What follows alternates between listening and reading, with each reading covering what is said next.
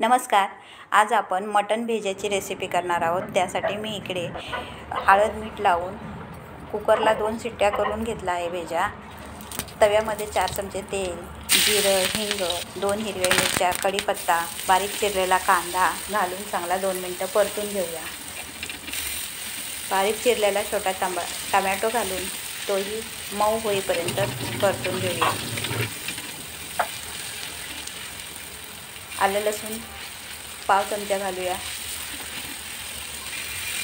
मटार स्वच्छ धुवून सोलून इकडे पाव वाटी घातले आहेत.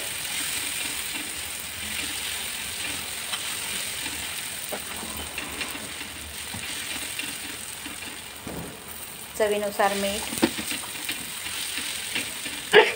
पाव चमचा काळं तिखट, किंचित लाल तिखट, किंचित हळद घालून हे चांगलं तेलावर परतून घेऊया. शिजवलेला भेजा घालून तेलावर 2 मिनटं चांगला परतून त्याला शिजवून घेऊया.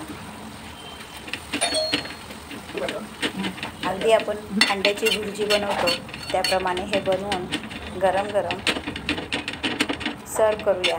पावासोबत ही रेसिपी खूप छान लागते.